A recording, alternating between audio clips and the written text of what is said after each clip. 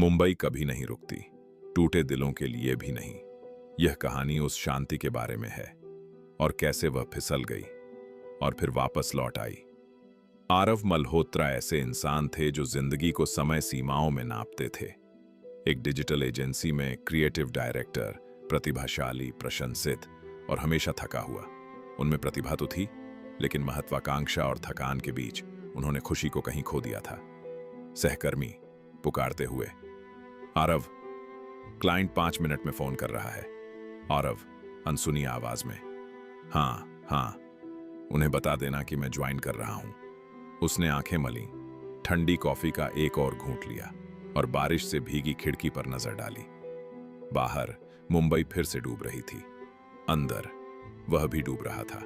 और तभी उसकी स्क्रीन पर एक संदेश आया, क्या आप अब भी अपनी कॉफी में दालचीनी ज्यादा डालते हैं? नाम सेव नहीं था, लेकिन उसे सेव करने की जरूरत नहीं थी।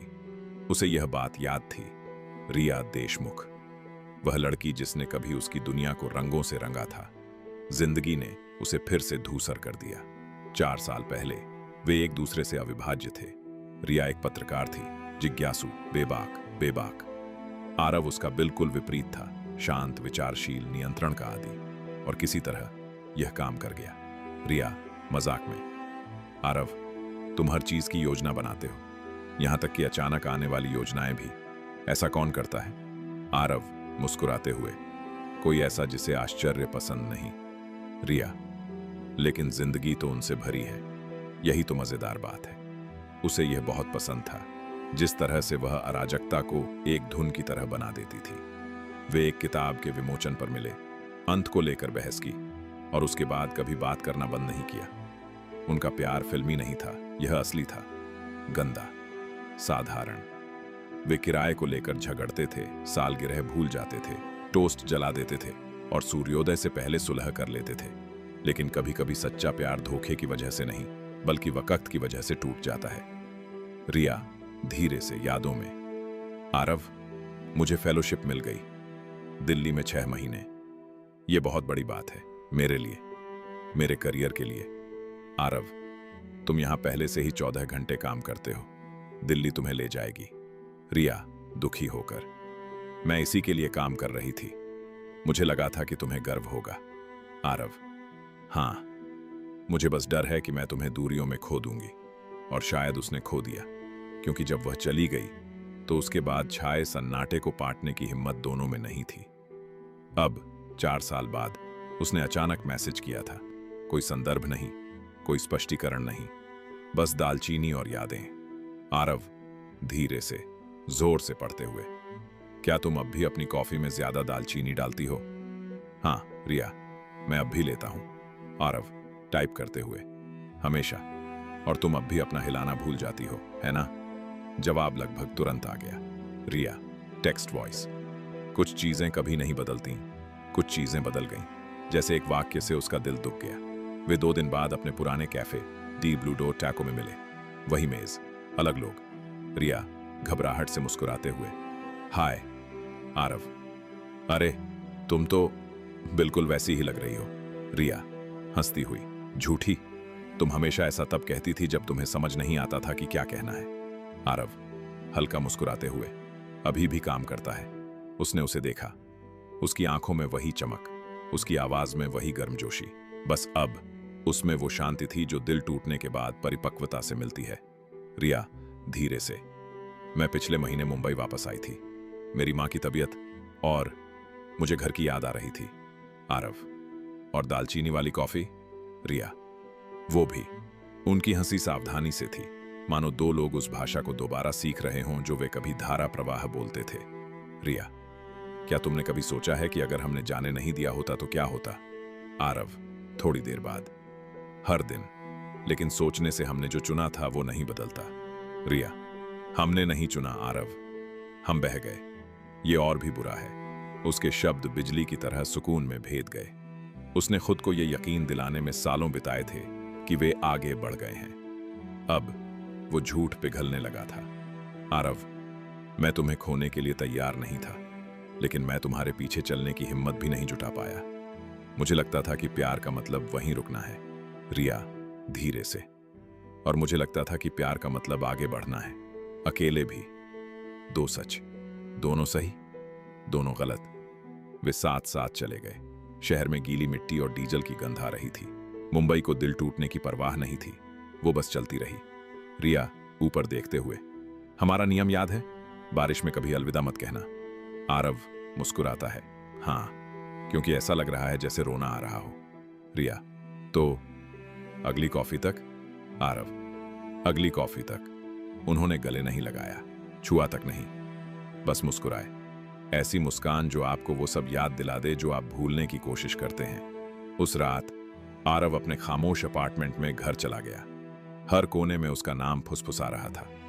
उसने एक पुराना बक्सा खोला, तस्वीरें, फिल्मों के स्टब्स, पोस्टकार्ड, और एक चीज जो उसने कभी नहीं फेंकी थी, उसका अधूरा खत। आरव धीरे से पढ़ते हुए, प्यारे आरव, अगर दूरी हमें अजनबी बना देती है तो वादा करो कि मेरा नाम सुनते ही तुम मुस्कुराओगे। उसे कभी पता नहीं चला कि उसने लिखना क्यों बंद कर दिया था। शायद जिंदगी में रुकावटें आईं, या शायद इसलिए कि कुछ खत अधूरे ही रहने के लिए होते हैं। सुबह धूप लेकर आई और उसके साथ स्पष्टता। उसने अपना लैपटॉप खोला और उसे एक संदेश लिखा।